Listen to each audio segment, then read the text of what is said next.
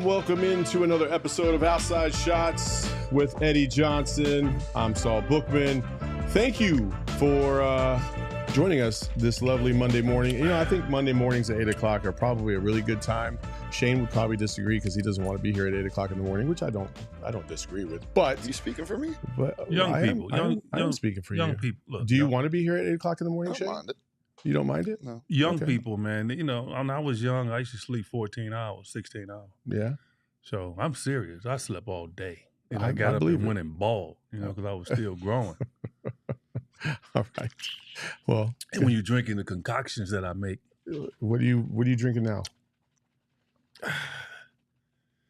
a little bit of protein, creatine, vodka. Vodka. All right. Well, okay. Wake you up in the morning. All right. Anyway, this is Outside Shots. We appreciate you all for joining us at 8 o'clock in the morning. Out of a baby's bottle. I think this is a good way to start the week here at PHNX because listen, I mean, I like our show. I think we have one of the best shows in the entire company, if not the best show in the entire company, and I'll stand on that with 10 toes down. So how about that? And we appreciate you for joining us because you guys are the best fans in the community, and we appreciate you very much for taking the time to listen to our crazy thoughts. And we will start. I was not late. Sorry, I was on time. All right. Good. Okay. All right. Anyway, so EJ, last week we were here the day after the first round of the draft, before the Suns had made any other picks in round two. Obviously, that first round pick was Kaman Maluach, and that has been highly regarded, very well received in the community. Suns fans pretty excited about this, but also, round two started, and it started off quickly because the Suns made a flurry of trades to get from where they were in that second round, which was not pick number 31, all the way up to 31 to pick Rasheer Fleming from St. Joseph's, who averaged about 15 and 9 last year for the Red Hawks, and then follow that up by drafting Kobe Brea, from Kentucky, formerly of Dayton as well.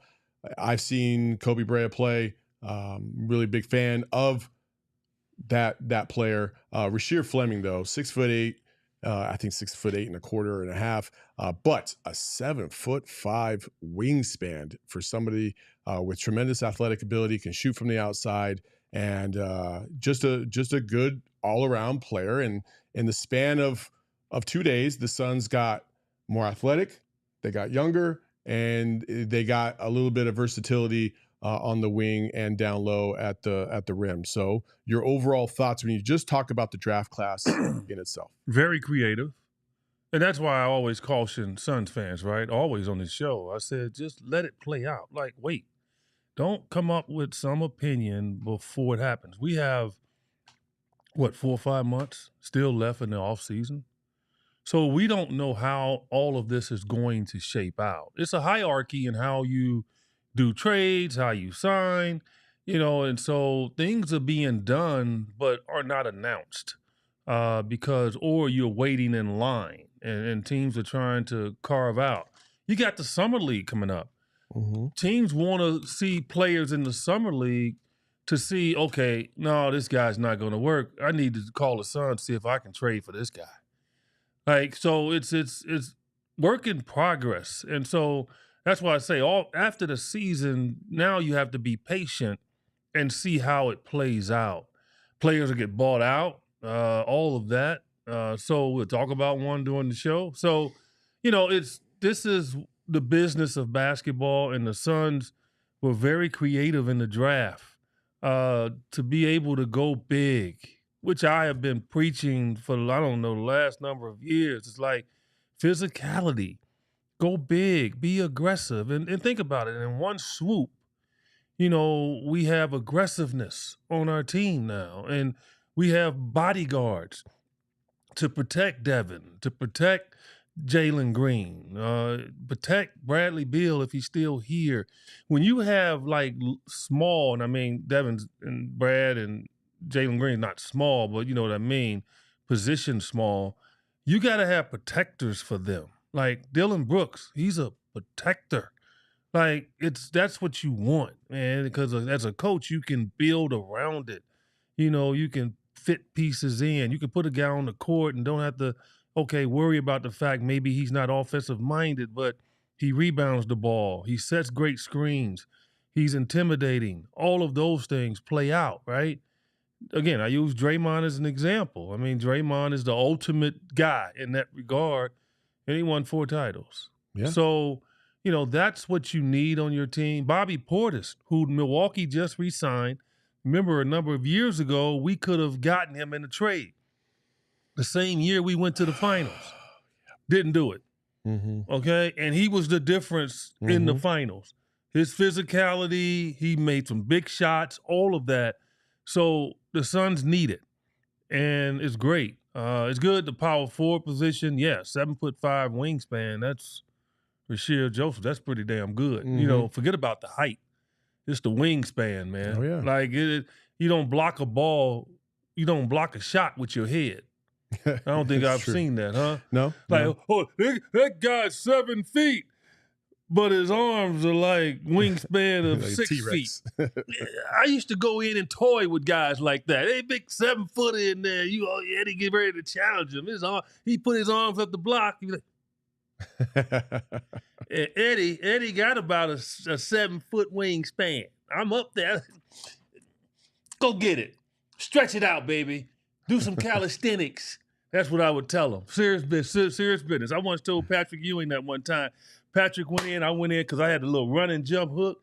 I went in and I saw him and I ran the jump hook. And as I was doing the jump hook, I said, Patrick, how you like them calisthenics this morning? He just looked at me. Matter of fact, I talked to him the other day. So I didn't remind him of it, but yeah, man, I'm excited about what we've done so far, but we still have a ways to go because we got to shore up, Saul, and figure out who's still going to be on this roster and who they might move on from. And when you have a plethora of like perimeter players, somebody's got to go. And because why? They're not going to be happy. Why you want unhappiness on your team if you're not playing the kind of minutes you expect to play or you used to play? So yeah, I'm excited about what happened.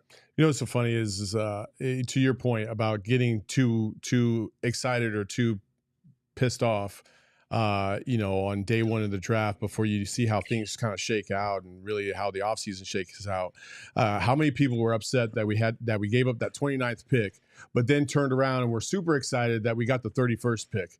Like, it doesn't really make sense because, like the Suns are going to find a way to try and get the assets that they need, or at least they're going to die trying. And I'll give Brian Gregory a lot of credit. Those are a lot of small, nuanced decisions and trades to position themselves to get into a position to draft Fleming at 31, who could end up being a great steal, or not. You never know how these things are going to shake out. We've seen players like this before where you think they're going to be great and then maybe they're not as great as they were or you anticipated, and then the opposite, somebody that you don't really know or realize, and then all of a sudden they flourish. And Toumani Camara, one of those guys who I think everybody was pretty excited about because he was like the 50th pick, and you saw him in summer league, you felt like, oh man, this kid might be pretty good.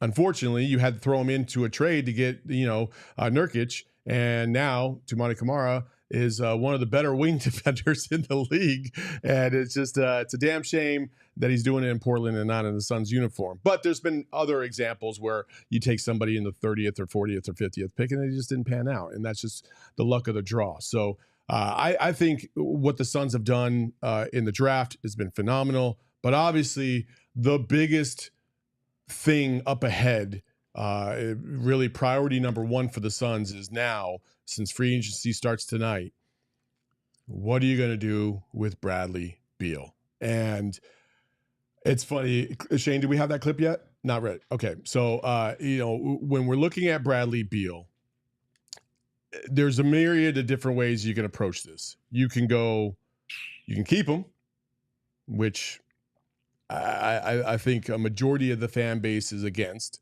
You can waive and stretch him, but you would, according to, I forgot who it was, but they said that if they were able to, if Beal was able to sacrifice $28 million of his remaining contract and they waived and stretched him, that would save the Suns $200 million, which would be phenomenal. And I do believe that would put them under the second apron as well, which that's where you want to be. You don't want to be in that second apron, and it would give you tremendous roster flexibility. So that would be great.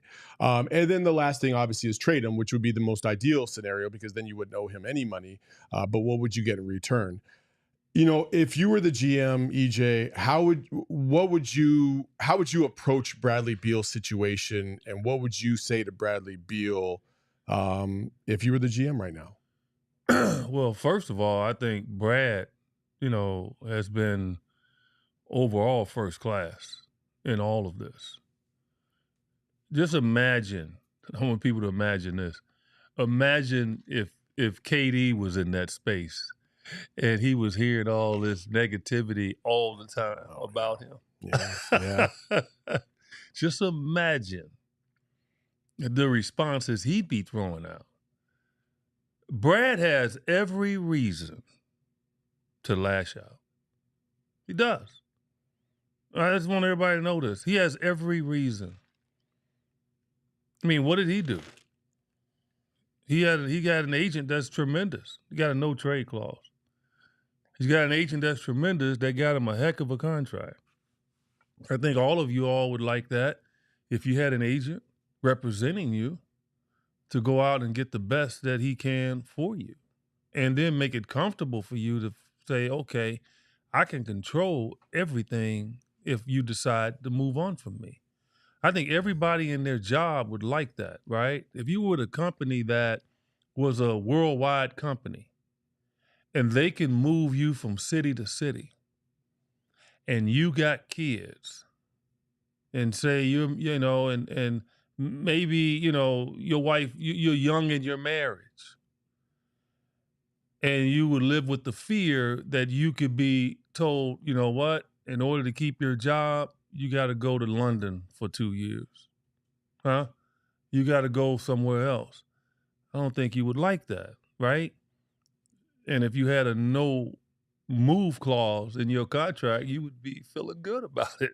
So let's look at the scenario first with Brad and understand that he has been pristine in all of this. Now that said, if I would tell Brad, look, it's not about you individually, it's just the situation financially for our ball club. And that's the one reason why we're moving on. We know that you had a tremendously statistical year. Yeah, you haven't been able to stay healthy, but okay, you understand that. It's the business of basketball. We're just trying to make this work. And that's how you approach a guy that has the juice, right? That, hasn't done anything. That's the hardest thing to do. Like, if he was, a guy that was just an walking attitude, and you didn't care, he's disruptive, you wouldn't go all through all that. You're like, look, man, we got to try to get you out. You're not going to be happy here. We're not happy with you. We're going to try to get you out. But we're going to keep it private, but we're trying to do that. With Brad, you can't do that. Like, he loves being in Phoenix. He loves it here. Yeah. So it's just to convince somebody to go do something is very difficult. And I think they're obviously doing it the right way because Brad has not lashed out. We haven't heard a peep from Brad. Yeah. I heard he's working his butt off. I heard he's in great shape. I know he wants to prove to people in Phoenix that he can ball. I know he wants to show that, okay, with KD gone, maybe now I could be able to flourish a little bit better. So Bud and I didn't mix. It's like it's the people around you can slow you up too, and so it's a conundrum, man. But this is what I'll say to Suns fans, and I'll let you back in. If the bottom line, if nothing can be done, and Brad is here in uniform, I am telling you right now, reputation on the line, me. You're going to look at it halfway through the season and say, damn, I'm glad we didn't get rid of him. Watch.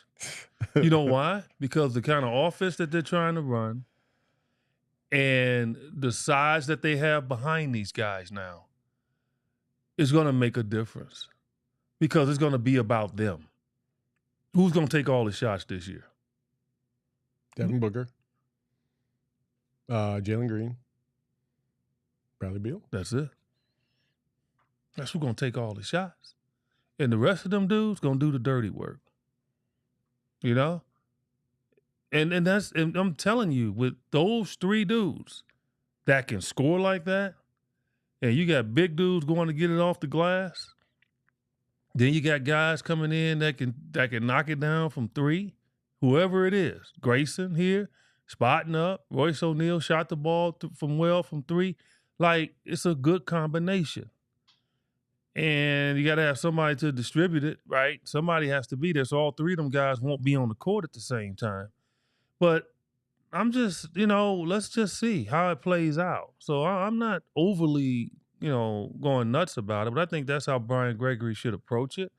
If it doesn't work, we do have this, Jordan, you got to work with it. And it may be during the course of the season because Brad's getting off. Then maybe a team like Milwaukee will look who doesn't have Damian Lillard and say, okay, let's do this. Because Giannis is not leaving. Mm-hmm.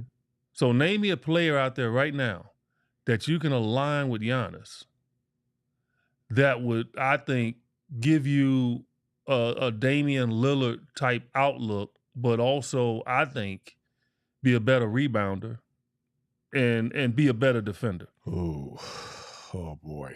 You said a lot right there. I'm just saying. Well, you can start off the Damian Lillard aspect of it. I don't. Because Damian Lillard kind of struggled with Giannis. I mean, yeah, but Damian, oh man, I don't. Maybe I didn't say he'd be better than Damian Lillard. I said the same effect. Like, let him run. You got to remember, Bradley Beal was scoring more points than Damian Lillard. I get that, but that was like 3 years ago. Okay.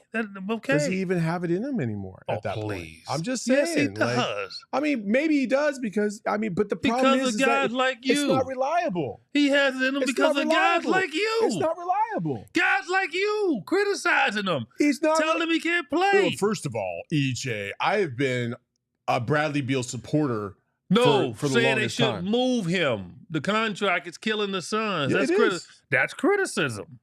The contract is killing the Suns. All right, but that's criticism. He doesn't see that. Okay. He doesn't feel that. He didn't say that when they traded for him. All right. Well, real quick, we have a clip from Brian Windhorst talking about Bradley Beal. Go ahead. To underscore this, please listen, aggregators. It's not that they don't like Bradley Beal, the person or the player. It's the contract. The contract is the problem. The more things change, the more things stay the same. That audio clip was actually from well over 2 years ago, before the Suns even traded for Bradley Beal. It's the exact same situation, just on repeat now with the Suns finding themselves in it. And to me, with Bradley Beal, I agree with you. Bradley Beal is a tremendous person. I think he's done everything with class, and I think people cloud Bradley Beal and his contract and his lack of productivity in their eyes with, and they try to disparage the person. And I think you got to separate those two, because Bradley Beal, the person, the human being, is a good dude. He just is. Now everybody's upset because Bradley Beal has not has not performed the way that they hoped he would perform, and he hasn't been available as much as they hoped he would be available, right? Like, that's been the biggest knock on Bradley Beal during the course of his career, is he cannot stay healthy. But for me, because of the way the fan base has reacted and the way the fan base approaches Bradley Beal and the redundancy, I will say that's the biggest other part of this. The redundancy, even with getting rid of KD and bringing in Jalen Green, you still have a little bit of the same. 3 guys basically doing the same things on the court at the same time. You would need to have the perfect offense to be able to execute that at a high level. And I just don't give me the offense. I just don't think you have it. Yeah, you do have the offense. No, not like this. Not yes, like you this. Do. They don't. They don't. You don't. They know don't have. First of all, in order to have that kind of an offense, you have to have a premium facilitator to be able to initiate that offense. They do not have that right now at any point. Doesn't you see? That's where I push back on you. Who's the facilitator? It doesn't. Don't tell me Devin Booker. It doesn't have to be premium. A premium facilitator is one that has to create for guys. A premium is the guy that needs to create to give guys shots. You don't have to create for Devin. You don't have to create for Jalen Green. You don't have to create for Bradley Beal. So how are those 3 going to operate if it's just all one-on-one? Off of motion offense, setting screens, them playing below the 3-point line. Like if you're dribbling the ball up, is your Devin Booker constantly dribbling the ball up, you got 10 eyes on you. Why do you think Steph is so good at what he does? And I'm not saying people need to look, it's certain levels of Steph. Okay? It's a lot of guys that the simple junk, man. You learn to come off down screens. You learn to set back screens. You learn to cut. That's an offense. That's a motion offense. So what I'm telling you is you don't need a pristine point guard for that. You need a pristine point guard for guys that don't know how to get their shots, but they can shoot. My brother in Christ, listen to me. Stop comparing and trying to say that, well, the Warriors could do it. No, at Steph. It's not the Warriors. But, we got to leave Steph out of the conversation because Steph is 1 in a million. It's not the Warriors. He's not even. It's I get it, the down screens and all that stuff. Cool. Devin can do that. But Devin can't do it at the level Steph can. No, it's not even the comparison. Who said? I said. Didn't I just say it's different levels? I said different levels. But this level has already been tried and it hasn't worked. No, with who? They've tried it the last 2 years with KD, Beal, and Booker. No, they didn't. I called the damn games. He ain't run no damn down screens for them. He ran 1 a game, maybe 2. They were all 3 of them were playing above the damn 3. All 3 of them was dribbling the damn ball up. They were running 2-man game, and they were above the 3-point line. They were rarely running baseline, coming off a damn simple-ass screen. I could run you off a damn screen right now, and your back hurt. Okay, don't tell me. What is so difficult about picking your damn feet up and going and somebody setting a damn screen for you to get open off a damn down screen or a misdirection, and the simplest damn pass in the world is a damn chest pass, a damn bounce pass. You don't need nobody to facilitate that. You need movement. And you got big giant dudes that you're going to have out there on the floor now that can set a screen, that can set a screen and turn and post. Look, you can run stuff like that. Without a doubt you can. Are they willing to do it? That should be the statement. Are they willing to do it? They got a new coach. But the key thing is we saw it, Saul, all year. We saw KD dribble the ball up. We saw it. And here's Bud over there. Okay, we saw him dribble the damn ball up. And what did they do? They just freaking picked him up at half court and doubled him. But when KD caught the ball below the free throw line, what did he do? He destroyed him. Like, all I'm saying is an offense, yeah, you would love to have a great facilitator, okay, decision maker. I'm not taking that away. I'm not saying but my point is, I said premium, but maybe he doesn't have to be premium when you're running an all-inclusive offense. The only time you need a over-the-top point guard is when he has the damn ball in his hands all the damn time, a la James Harden. Like, a la Doncic. Then, yeah, he's got to be premium then because he's got 8 seconds to make a decision, shoot, or make a pristine pass, right? They don't need that if you got 3 guys on the down there, like on the court at a time sometimes, and now that defense has to worry about what's going on behind them to free those guys up instead of what's in front of them. And that's all I'm saying, man. So yeah, I mean that's you can run that simple junk, man. Man, look, listen. I know you know I'm getting ready to go. I wasn't the fastest dude. I was fast. I wasn't the fastest. Didn't jump the highest. And I lit the ass up off the ball because I moved. I moved, man. I used my teammates. They can use their teammates. Okay, I'm telling you, man, it's doable. But are they gonna do it? Is the question. Let me ask you. I think the better question is do you think it's worth the amount of money that you're paying Bradley Beal to try and test that out this season? I don't. Well, I don't. Listen. This is what I would say. If I was the GM, which was my original question to you, and you kind of answered it a little bit.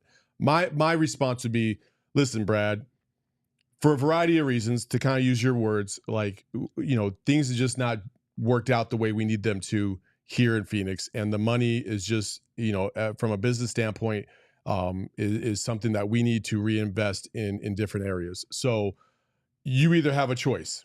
You can not take a wave and stretch, and that's fine, but you won't be playing for us this season. So it's really the decision of whether or not you want to play ball this year or not. And I'm going to leave it to you. And so if you want to go, you go. If you don't, you don't.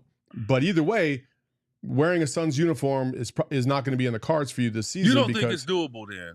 I don't think so. No, you don't. Hold it. I think it's. You don't think it's doable to have 3 scores and 3 very good mid-range players. Jalen Green will become excellent being around Devin, okay, and Brad if they're here, and just him watching them. You don't think it's doable to have 3 guys, one of them obviously a 6th man, that can be on the court and be a problem for teams, especially if you got length out there too. Now you can't help off screens. They throw the lob up. They do all that. You don't think that can happen? No. Right. Oh, not with this. No. It could happen, but I don't think it could happen with Beal. How do you know? Because he's never had the chance. He's never had the chance. I'm just saying, like, first of all, like, he's never healthy enough. See, look. It's true. But you can't. You can't ignore it. Listen. Now that's another argument, Saul. I'm just telling you. I know, but that's another argument. Okay, you're correct. He has not been the healthiest guy. That's part of your ability to play at a high level. You have to be there to play at a high level. But my point is, I will tell you, certain offenses and the way that you play can put you in position to get injured. I'll say that again for from the choir. Certain ways that you play and positions that you're in put you in a harm's way of getting injured. How has Brad gotten injured this year? A lot of the times with the ball in his hands, trying to play point guard, trying to go downhill. Like some of those, that's part of it. And look, hold it. Who has one of the best bodies? If you lined them up, who has one of the top 2 or 3 bodies on the team? Brad. So it's not because he's overweight. It's not because, I'm just saying, it's not because he's overweight. What does that have to do with anything? Because bad luck. That's what it has to do with it, and the way that you play. If you play rambunctious, and he does, you notice he does. He can, trust me on this. I can pick out numerous guys that had great games and great bodies. They could not stay healthy because of the way that they played. Derrick Rose. But you have to take that into consideration. But he won't have to play that way if you take that responsibility away. That's the way he plays. No, That's it's his style. No, it's not. Dude, the last 2 years in Washington, he only played 70 games. No, it's not. And he ran off screens like crazy. He gave us 40 coming off freaking screens. I called the game. He was still injured, EJ. No, but what I'm saying is he's doing great. Hey, young guys might evolve and mature in their injuries. You guys, I'm telling you, you guys kill me. And It's I'm four straight years of injury-riddled seasons. What are we talking about I'm here? going to put you in the bubble of it. You know, and it's the couch potatoes and the water boys. And you're not a couch potato or water boy, but you delivered the couch. and I'm telling you right now, okay, this game does not promise you anything. There's a lot of bad luck in this game. Go ask Brandon Roy that. A guy that was unbelievable in Portland. Like, if you want to keep judging guys by when they going to get hurt or if they get hurt or whatever, man, I'm telling you, Jason Tatum, perfect example. Perfect example, people. One of the best bodies you going to find in sports. Where is he? Like, you can't just keep judging people on injuries. You can say they're snake bitten. You can say that. Fine. And I understand why they might want to move on for him, Saul, because of his injury issues. I'm not denying that. But to say he's going to get injured again, just to say that, anybody can get injured, man. And it doesn't matter how good your body is, man. We can't, like, okay, we trade him for somebody and he comes in and he injures himself. He's out for the year. What are you going to say? You're not going to come into the podcast because you know I'm going to jump you? Huh? And then Brad somewhere play, and he playing 70 games and he averaging 20. Where you going to go, bro? Because I'm going to look for you. I'm going to find you. Be careful what you wish for, man. I'm telling you. The one thing we got to worry about is if he's out of shape, he's overweight, and all of that. But if he's trying to do the things and he looks healthy, man, that's all we can ride on, man. Life is like that, isn't it, Saul? It is. You lifted the TV the other day. Now you came in here looking like Fred Sanford. I did. Like, so, I mean, I did. it's easy to get on Brad. I think you would agree. If he was overweight, if he wasn't doing the right things. But I'm never going to get on a guy for just being snake bitten with injuries over a stretch of time because I just think sooner or later he can overcome it. I never missed games when I played. I woke up one day had a bad back and I had to discontinue a streak. I had like a 350 straight games. Okay? All right? All right. I mean, that's just how it goes. So calm down on that, man. Listen. Okay. You need to stop. No, first of all, you need to stop because you're not staying on task with the argument at hand. The argument is, should Bradley Beal be on this team or should he be waived and stretched or traded? Your argument is Bradley Beal's a good player and they can make this work. My argument is he's not available enough for him to be on the court in order for them to try and make it work. You can't have both. Like, you can't just play 50 games and think that that's going to be beautiful and that's going to be enough. And he misses 32.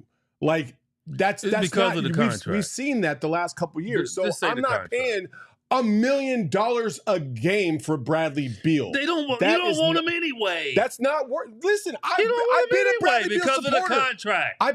Listen, the contract. No. I've been a Bradley Beal supporter. I've been on his side. I wanted him to succeed. I thought it could succeed, and it did not. It did not work for a variety of different reasons. You still cry about now, the a lot contract. of the coaching has to do with that. I will say that. A lot of the coaching decisions have had an influence on the operation as a whole. But I think at this point, he's not reliable enough to invest that kind of money into him and part of this team. So if you can free up that salary to get guys that are a little bit more reliable, not as snake bitten as Bradley Beal, then you do it. I don't understand what the problem is here. What trade Grayson Allen too. He stays hurt. What are we not? Well, we need to get rid of Grayson. He stays hurt. He's hurt. He was hurt most of the year. I mean, let's just move everybody. Everybody hurt. KD sprained his ankle warming up. I mean, Devin's had his issues. Over the years, Devin's had his issues playing in 60-something. You do games. realize we're talking about a team that did win 40 games this year, I right? understand that. But Are you sure you understand that But you're point? talking about injuries. You're talking about... You have to factor that in. I think what you're factoring in at a high level, you're using the injury as an excuse on top of the fact that just really the no trade clause. That's what it is. And that's what I want people to just come out and just say. Stop looking for other negatives. Like, that's what people do in relationships. They do that in relationships, man. They don't want to be with you anymore. Just say I don't want to be with you anymore. If Bradley Beal was, just say listen, I don't want to be with you anymore. Was giving us instead 20, of saying, listen, if Bradley Beal was giving your us, hair not combed in if the Bradley morning. Beal was giving us 20 plus and 5-5 or whatever every single game and playing 60, 70 games, and we lost, and then I wouldn't have much of an argument. And we still had the same record. And we still had the same record. If everything was working the way you thought it was supposed to work, do you think we would be talking about this? But we still had the same record, the same struggles. You would still say, and most people would say, it's the contract because we can't move them.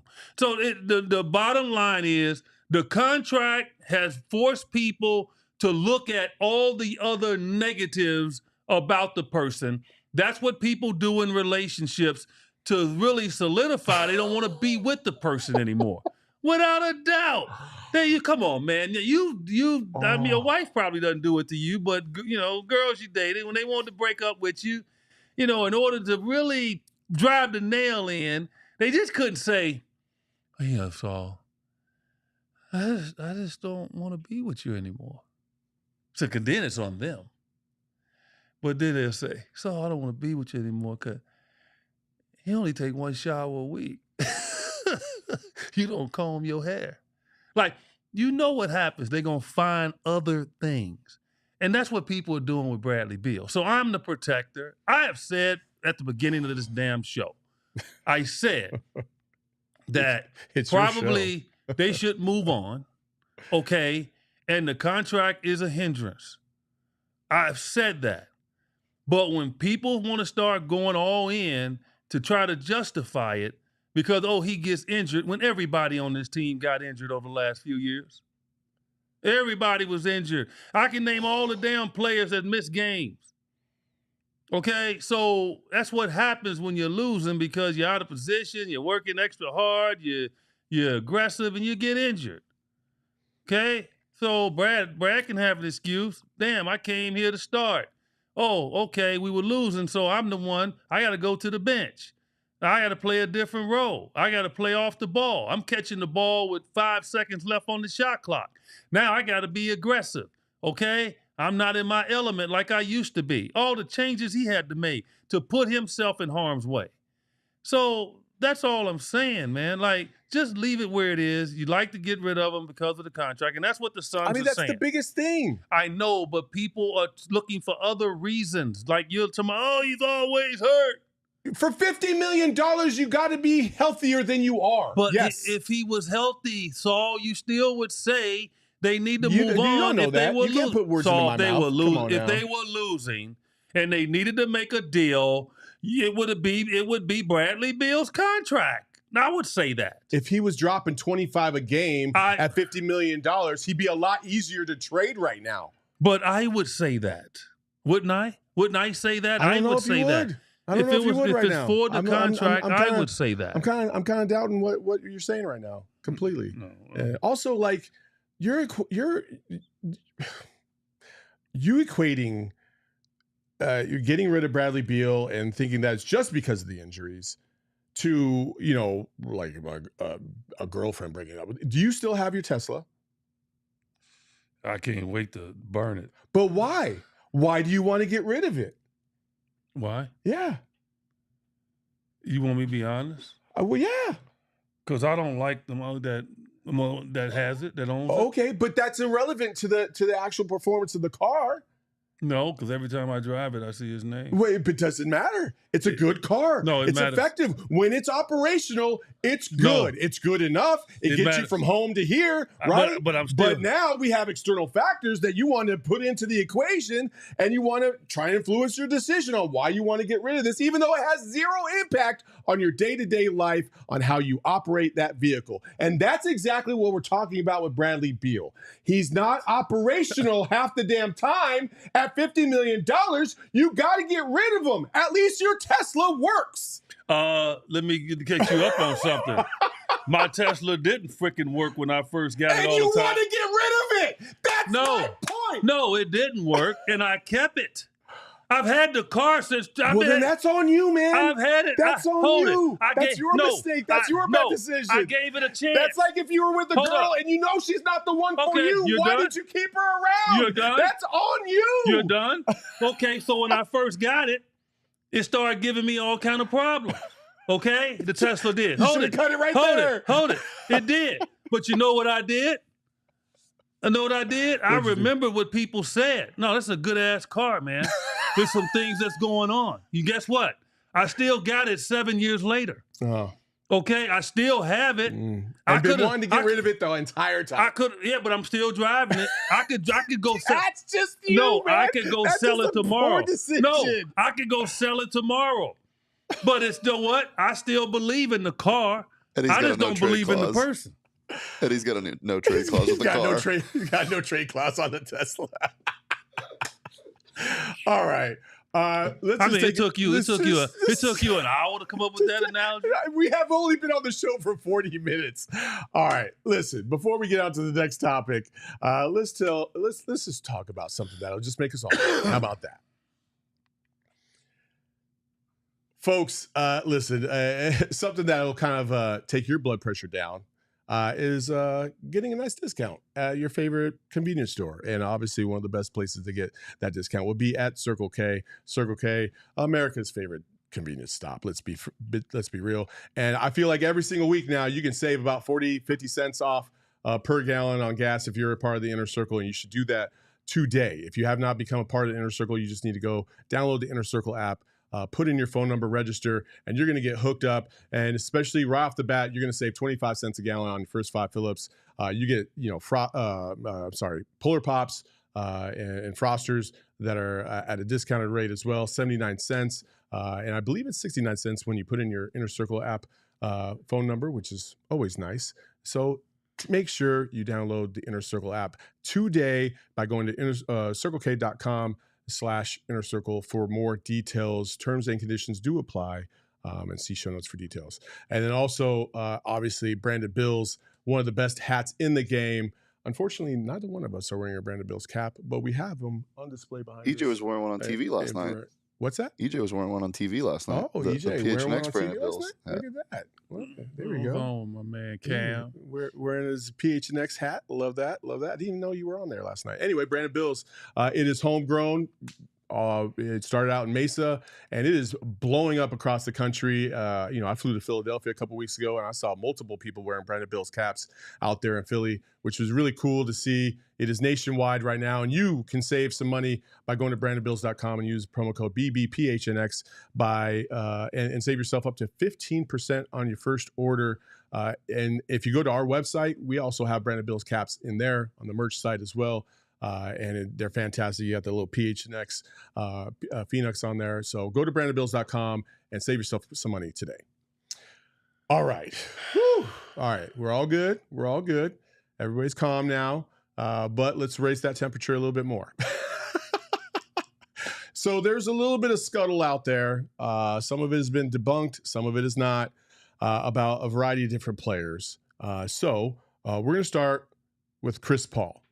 There are rumors that say that Chris Paul and the Suns could be looking at a reunion, but that Chris Paul is also eyeing other places to go, like the Clippers or the Lakers.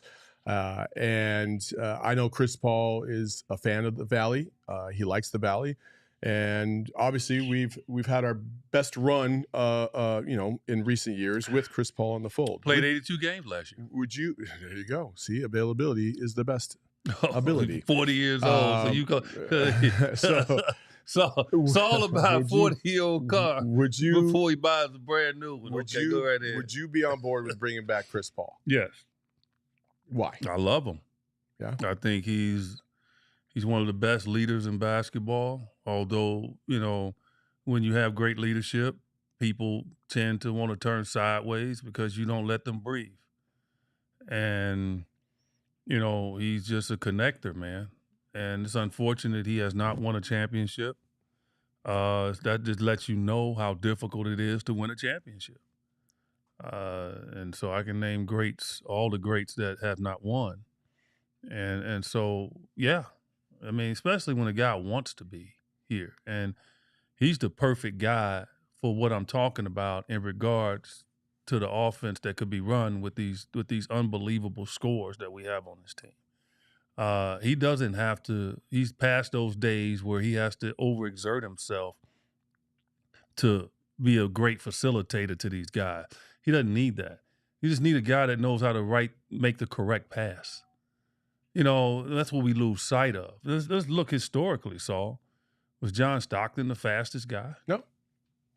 It has nothing to do with being able to dominate. You either going to have your Kevin Johnsons of the world that can go downhill and really force the defense to collapse, and then you can facilitate. But Kevin can do both. Yeah. Chris has never been the guy that puts pressure on you at the rim. He's a mid-range, one of the best mid-range players we've ever seen, but he knows how to make the correct pass based on the execution of the offense. Here's an example, okay? Say Malawak. That's how you pronounce his name? Malawak, right? Yep. Malawak. He comes down, he sets a screen for Devin to come off, okay? And I just want people to envision this. It's just simple basketball stuff that the Pacers ran this year, and sometimes Oklahoma City ran it as well. Say he sets a down screen on Devin. Say Devin comes off the screen.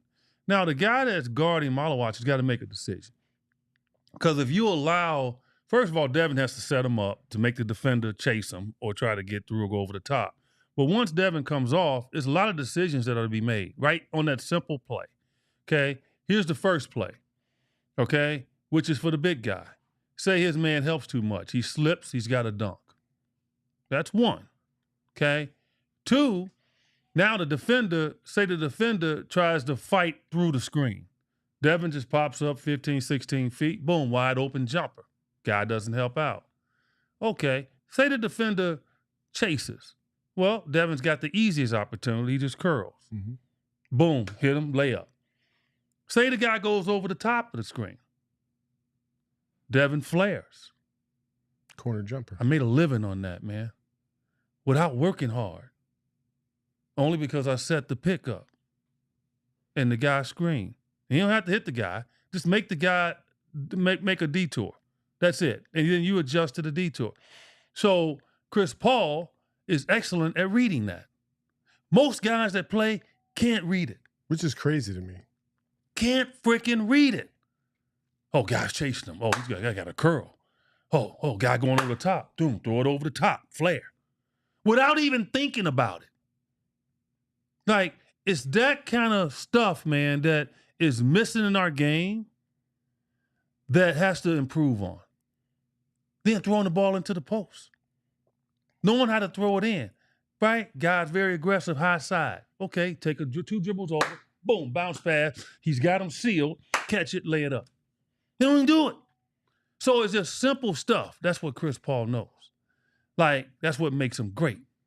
Because he understands how to find it and get to the guy's strength right away. You don't have to take a dribble.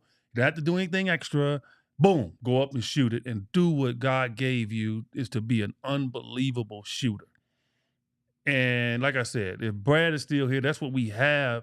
And so, yes, I believe Jordan Ott, if those three are here, can create stuff to make the game easier for them. Not to say take them totally off the ball. I'm saying over a half of the time off the ball. And I'm telling you, man, it flows because these guys aren't ready for stuff like that now. They so locked in now and running to the 3-point line. That's why Indiana got to the finals, so. Yeah, I know. Because they weren't running to the 3-point line, man. They blended out to the 3-point line after they forced you to retreat all the way to the paint. Okay, but they were going for layups. They going for mid-range. That's why they got to the finals. Oklahoma City, that's why they got to the finals and won it. They won it. They won a game in the finals, man, and only attempted, 10 threes? They only made 2 or 3 threes? Yeah. That's why. Times are going back to where it should be, man, and how you play basketball. And those two teams epitomize how you should play, and it caught the league by surprise. So that's my point. So I'm just hopeful that it's that type of offense and not this just run up and down, chuck it up 3 stuff, man. It's just irritating. Listen, I have no disagreement with you, and I will say this: if you bring CP3 in, then I think you could convince me that keeping Bradley Beal wouldn't be bad. I will say that. And listen, I think Bradley Beal is a good player.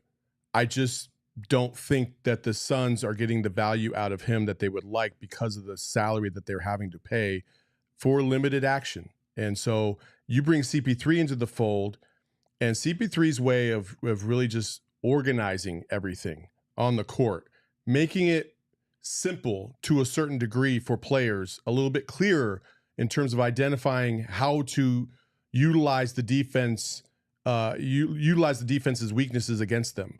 I think that's where CP3 excels. Like, he's one of the most intelligent basketball players of all time, and he's cerebral in his approach, and CP3. The reason why he rubs people the wrong way sometimes is because he is so staunch about his approach, and he's methodical, and he's done his homework, and he knows exactly where to attack defenses, that he is not going to accommodate you and your laziness. That's what I love about CP3, but that's also what rubs people the wrong way. It's because he's constantly pushing his teammates, and sometimes it wears thin and they want to get out. Like, so I agree that CP3 coming in here, especially with a team that's getting younger and younger, it could only have a tremendous amount of influence. So I wouldn't mind seeing CP3 come through those doors again. I think now's a good time to bring him back, and I think it could elevate the Suns to where they need to be.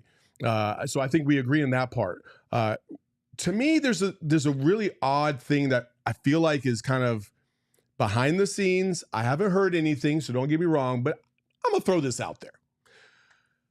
If there were a place to trade Bradley Beal that he would like to go, I would think that would probably be one of those places in California. LeBron just opted into his deal. But LeBron also made it known that he's not exactly like on the up and up with where the Lakers are going right now. I think that's probably because like Luka's going to get, every opportunity to be the guy in LA as LeBron is transitioning out of the league.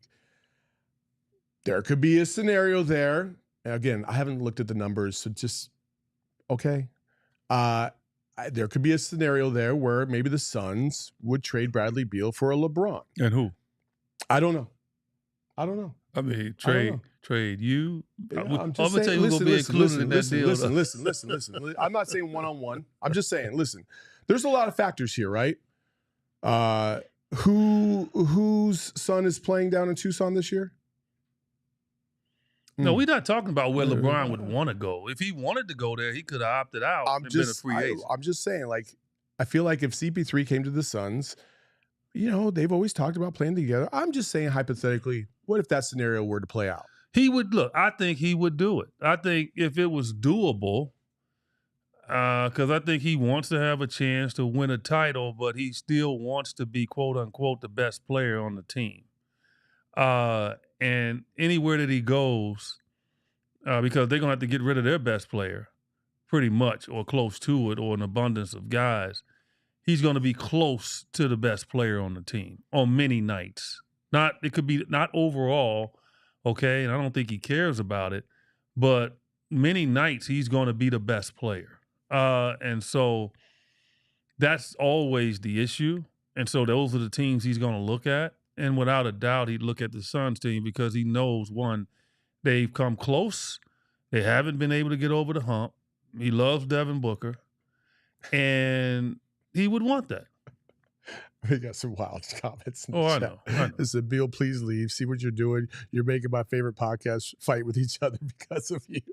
That's funny. That's funny. Samuel, that's funny. That's Samuel Romeo. That's pretty funny. That's only because you don't know him. It's easy to dislike somebody you don't know. Nobody dislikes. No. Look, I'm not talking to you. Okay. I'm just saying in general to our fans. It's easy to dislike somebody you don't know. Once you get to know them, then you judge it. Once you know the circumstances, then you judge it. That's why I'm on this show. Okay? I know certain things that I won't say, but I will give you an idea to surmise to yourself, oh, okay. Like, but back to the LeBron thing. Real quick, I got to read this one. It said, trade Beal for Braun, sign CP3, bring EJ out of retirement, youth movement, exclamation point. That's funny. That's funny. I like that. Yeah, well, trust me, I will never put another damn uniform on. Okay. Well, they give me $2 million. I'll come out. I mean, like you might have to carry me out after the game, but I'd come out. So yeah, I don't know what LeBron is doing with this. But you can't second guess this dude. He has been creative with his contracts over his career as no other. I mean, let's just put it where it is. And he's never, requested to be traded when he's under contract. He's always played his contracts out, and he deserves credit for that. He has never been one to force himself out of somewhere. He just said, hey, I'll sign a 2-year deal, and I'll leave. It's what he's done. Mm. And so, there's something going on with this. It truly is. I honestly believe that he actually wants to go back to Cleveland to finish his career. Oh. I think that's the one place that he would go back to. I don't think he would do that. Still got a house there. I don't think he'll leave Bronny and Bryce like that. I honestly, they're in college now. I know he wants to be close. House. He wants to be close. He won't be close. He's gonna move to Arizona. Like this man got his own jet. He can get on a plane. He can wake up at 2 a.m. and say, "Man, get the plane ready," and be there and go to sleep while he's on the plane. It's still gonna take 3 or 4 hours to get there. But he can go to sleep and got freaking 5-star meals. Have somebody on there rubbing his feet. Are you kidding me? Like, what's the difference in them flying in a plane like this? He ain't got to go check in no baggage. He just have a limo take him right to his plane. He got a bed on his plane probably. Just go in there and go to sleep. Please, come on, man. These way these dudes live, they ain't got nothing to do with it. All I'm saying is his kids, his daughter is the one now. She's the one that's holding on. You think she wants to go to Cleveland? No, but my point is, I'm saying she's the one. That's why he probably wouldn't decide with you. But his kids, man, his kids are grown now. His son is playing. It's probably best he knows he needs to separate himself from his son, Bronny. And then his son is in Tucson. So for 1 year, I actually believe this is his last year. I kind of feel like that too. I think this is last year. And I think he did the commercial. He's doing his commercial with Amazon. He's got an announcement to make. All this stuff that you know how he is. He's real cryptic in everything that he does. I actually believe this is his last year. Okay. Well. And if that's the case, he's lining it up. Because why wouldn't he just go ahead and take another $100 million? Yeah, I don't know. Seriously. Yeah, I mean, he could take the $100 million and still retire, and they'll probably pay him. I think the Lakers are. I'm not going to say the Lakers are ready to move on, but I feel like the Lakers are ready to move on from the LeBron era. Really? Because I think they want to hand the torch over to Luka and start building that up in his eyes. Maybe he wants to leave the Lakers because maybe he doesn't trust that Luka, even though he looks skinny now. I saw a picture, and I don't trust anything on pictures now with this AI technology. I mean, he looking like Manute Bol. He looking like Bobo. You seen the picture? Oh, man, thin as I don't know. He ain't not that thin, but he's thin. Yeah. Literally thin. There's a picture on X yesterday. Maybe we can pull it up. Maybe our quick-witted producer Shane would pull it up. But he looks really... Of Luka. Skinny. Put Luka skinny. It'd probably pop up.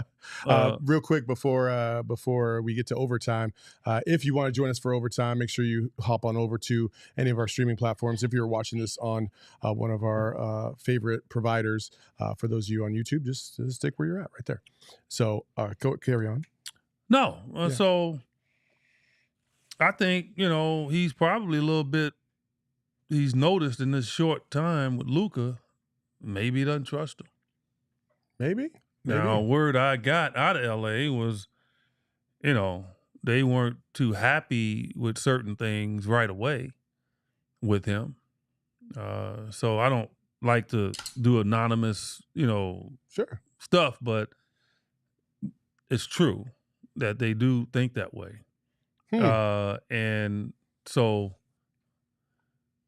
and I can see it, because he's not going to change. Like, he's not going to change the way he is as a person. You talking about Luka or yeah, LeBron? Luka. Luka, gotcha. Yeah. But, he can change the way he plays, how he approaches the game, but I think he's still going to go to his own drummer. So we'll see how that plays out. But maybe that could be why LeBron did the 1-year deal, because he doesn't believe he can probably win with him. Interesting. Last topic before we wrap it up. Deandre Ayton is going to be waived by the Portland Trailblazers and will be playing for a new team next year. A lot of people out there seem to think that he will be a mid-level exception type of player now for the foreseeable future. Listen, it would be, I know there's a lot of rumors about him possibly going to the Lakers and things of that nature, but I first of all, he's not coming to the Suns. Straight up, that's just not going to happen. They don't. We have 9 centers. Then? Yeah, they don't need him because they have a plethora of big men right now on their roster. So there's no need for DeAndre Ayton. But I will say this: I when it comes to DA, there's a part of me that feels sad that he was not able to reach the potential that I thought he could reach. Even despite that, he was part of one of the greater, runs in franchise history, going to the finals. And then also, one of 7 players, I believe, or one of 5 players in the last 7 years to average 15 and 10 in their first 7 seasons. So there's that. But there's also, so many other things about the DA era here and also just in Portland in his whole entire career where he just has not lived up to the standard that everybody thought. And the Luka situation doesn't help, which, by the way, what I just love about the Luka conversation is that everybody just seems to disregard completely that Luka was not the first or second pick in the NBA draft, or third or fourth. He was picked 5th and traded to Atlanta for Trae Young, who had the 3rd pick. So, like, 3 other organizations had more egregious errors than the Suns, I would say. So it's just interesting to see. We got that Luka photo ready to go. All right, let's go. And there it is, the Luka photo. Look at that. He is pretty skinny. Look at him. Pretty skinny. He dropped. He looked like I don't know where he went. He went to they locked him up for about. They did some real strenuous lockup for him. They did See, that's the problem. Somebody locked him away. He couldn't eat. He couldn't smoke what they call it? The hookah. Oh, the hookah. Doncic. The hookah Doncic. I mean, come on, man. But then he gets unleashed back in L.A. and he's back eating hamburgers, drinking beer. So what good does it do to be skinny in the off season and then show up big again in the season? I mean, hey, listen, man. Despite all that, tremendous player still. So anyway, DA is a good dude, and I think he's a good person. He's a good human being, right? But the fact that he said, when asked what does success look like to you, and he said getting to that second contract, that really deterred a lot of people in their eyes because it just made it seem like it was just about the money. And listen, we've seen players have those kind of approaches before, and it's not really ideal because you want to make sure that they have a love for the game. But there's also the bohemian nature of DA that you have to take into account, and he's just kind of an easy breezy type of dude, and that does not fit with fans in some respects. But again, I thought he balled out in 2021. I thought he balled out in the playoffs in 2022. When Devin was hurt, he and CP3 basically carried them past a tough Pelicans team. I thought there was a lot to like there about DA, but then it went off the rails, unfortunately, and now he's going to be finding a new home. And listen, as a U of A Wildcat, even being biased as I am, I was disappointed in the DA era because I felt like he was more valuable than what he put forward. And I hope that he's able to find himself on track. But I feel like that's a repetitive theme of hope that we keep wishing for the guy. Shane, I'm about ready to throw up. See, that's that Arizona protective device going up in here. Be quiet. Just protected Beal for a half an hour. Be quiet. You can't give me 2 seconds? Be quiet, man. Come on, are you man. freaking kidding me? Man. Come on. You know what you sound like. You know what you sound like. Everybody, I'll see if you agree with me. You know what Saul sounds like right now? He sounds like the guy, the crazed animal that shoots up a grocery store or is a serial killer. And they catch him and they interview the people around him. Yeah. Where are we going with this, Eddie? He was, Whoa. We didn't know him. I mean, he was really quiet in the neighborhood. I just never thought that he would do anything. Are you talking about me? I knew that's how you protecting Deandre. Let me finish and I'll tell you why. Okay? You hear these people on TV, everybody look, life is like this, man. You either gonna be good or you're gonna be bad. And it doesn't take much to be bad. It doesn't. You walk in the store and you see something that you can't afford, and you've been a great person your entire life, but you want that right now, right then and now, but you don't have the money, right? It's just one little hiccup in your mind that makes you reach for it and put it in your pocket. Okay? Automatically. It's this close. There's a lot of people in prison. I just got a nephew who's got in prison for 10 years. And the reason he was in prison is because he associated himself with the wrong person on the wrong day. That's all it was. That's all it was. Great kid. But just that little mistake. I once read a story about a lady that was great in the community, was unbelievable parent, all of that, right? Went to lunch, had a drink, one drink of wine, and I think she had took some medication or something, and she got in her car and she ran somebody over and she went to prison for 20 years. Like, we know it's a thin line. Deandre, we can't make excuses for him. Deandre was the number 1 pick in the NBA. Deandre is ultra talented.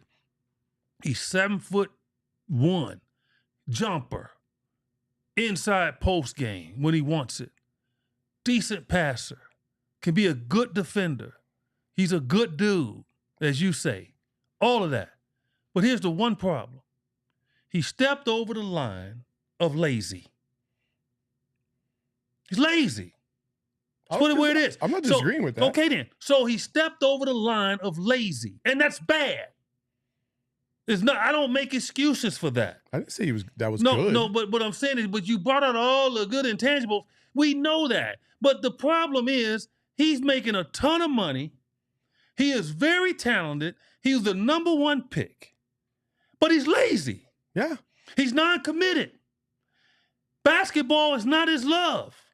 It's not. I've said it all the time about him. It's not his first love, and you can see it. I know this. Okay, so my point is, criticize him on that.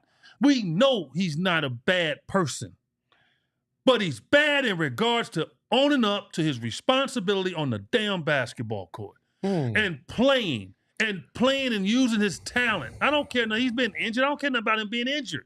I'm talking about the effort when he's on the court. The effort. When he showed up to work and he could work, the effort. And he's been up and down his entire career. And he gives his name to dominating. Dominating what? Dominating not playing hard? That's my issue with him. Like his family. All of that. Nice kid. But he's lazy. And for me as an athlete and a guy that had to give extra because of my limitations, I wasn't 7 feet tall, to not go out there and play and love the game and put your all into it. You get a second chance, the embarrassment of being traded. You go to a young team in Portland, and now they just want to buy you out. What that tell you, man? They don't want anything to do with him if they're trying to buy you out. Yeah. And you're that young. He needs to look in the mirror, man, and try to save his career if he wants it. Or is he just satisfied now? It's embarrassing for him. I've seen it before. Most big guys, a lot of big guys, that's why you see a lot of big guys walking around and say, damn, did he play basketball? No, he didn't. Because he didn't like it. He didn't want to play. At least he made the decision not to play. He can't help because he's tall. Deandre's tall, and he plays basketball good. Okay, he could play it great, but he's okay with good. And he's got to own up to that. It's the only thing I've ever said about him. I've watched him, man. I've watched him not compete. I've watched him stand and watch a little guy get a rebound. I've watched it. You know, and I had to talk about it and ignore it because I had to be balanced. You know, and I'm telling you, any big guy that played with me, they will tell you. They will tell you. I wouldn't throw him the damn ball. If they ain't set a good screen for me, I'm not giving it to you. If I see you don't rebound, please. You won't get nothing from me. And I'm telling you, man, that's just how it was. That's how we thought about it, man. Like, he's got to wake up, man. This is embarrassing. It's embarrassing for him because he's talented. You know, and it's seriously, I'm emotional with this. It takes me off because I hate seeing guys like this that make a ton of freaking money and they get rewarded for it. He'll get rewarded for it again. He'll get bought out. Somebody's going to pay him. So somebody's going to pay him. I know. You know, and that part right there kills me. And he's got to know this right here. Because I've been pretty balanced on Deandre. I'm going to destroy you. Next team you go to, telling you, on this show here and my radio show, I'm going to destroy you. If you haven't learned your lesson now, they let go of you and you go somewhere and you do the same stuff, I'm going to tear you one. And I'm going to say stuff that I've held. Because it's just not right to be this talented and shortcut like he has. Mm-hmm. It's just not, man. That Portland team's pretty good. They're going to be pretty good next year. He should be mad that they breaking away from him. They're going to be good next year, man. Mark my word. The stuff they've done, True Holiday, bringing him over, the defenders that they have, and how hard they played last year, they're going to be good. They're going to be like Detroit to this past year was. Mark my word. It's on him, man. You know, it's just, and people out there, stop saying all these things, and I'm not just getting on you. He needs to get ripped so he can save his career. Bottom line. All right. I mean, wow. Okay. Listen, you didn't say anything that I'm disagreeing with. You know, yeah, I want him to succeed. I want him to find it within himself to find out what was going on in his head and how to, you know, change it. I like the guy. I'm rooting for him, but he fell wildly short of expectations because of his own actions and performance. So you didn't say anything that was absolutely wrong at all. And I do agree with you. So, hey, there's the comparison that you used at the beginning was wild, though. So it's just no. It's really not though because it bothers me, man. No, but any crime, it just bothers me when they put a camera into people's face. Mm-hmm. And you know how I am. You know I'm very political, and you know I'm in the community, and it just certain things just bothers me. And to interview people, and they're trying to find the good side of somebody that just did something egregious. Okay, talking about he's a nice guy. We didn't know him like this. He was quiet. Everybody, there's so many people in prison right now that did spontaneous crimes. I get that, EJ. So I don't want to hear it. But at the end of the day, too, like, let's be real. Like, it's basketball. No, it's basketball. It's not murdering people. Well, it's not just murder. Well, I use a drastic example. Yeah. But I use the more drastic example because if people are saying somebody's nice and they do that, Then they're saying they're nice if they just steal. They're saying they're nice if they steal money, which is a white collar crime, whether you doing it through computers or you get paid it and you don't go out and do your job because you're focused on something else. Mm-hmm. You're stealing.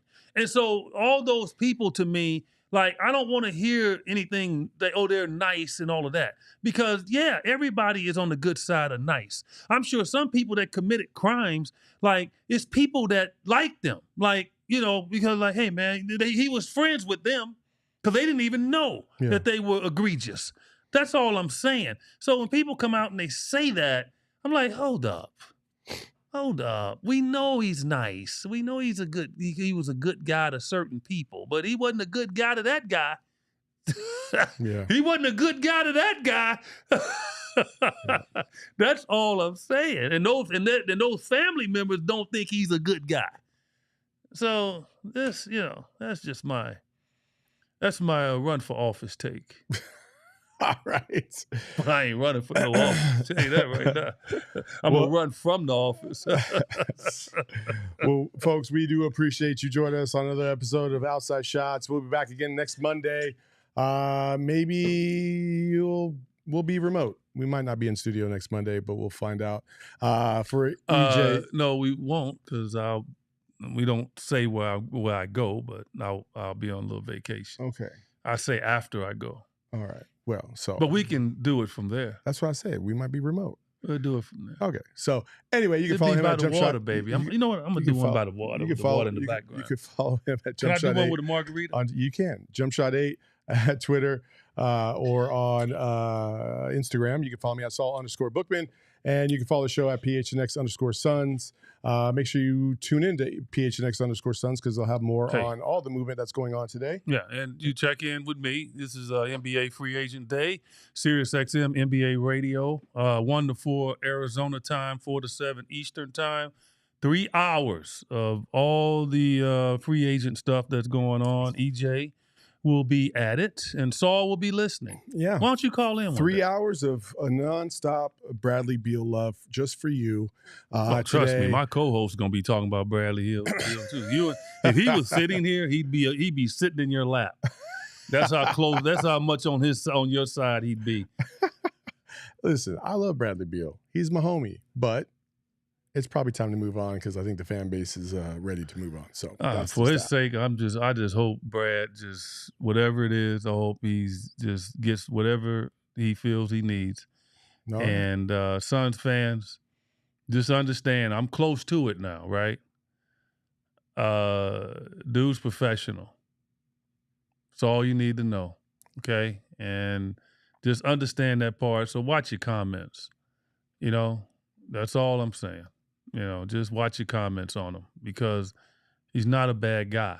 Great family man. He loves Arizona. It's unfortunate, right? It hasn't worked out to the highest level like he would expect. But I think he's excited if he did get the opportunity to play for a new coach that probably understands how to play him if that was to work out. So we'll see how it plays out. We will see how it plays out. Again, for more, you can tune in to EJ's show and also PHNX Suns later on this afternoon. Until next time, folks, we love y'all. Peace. Later.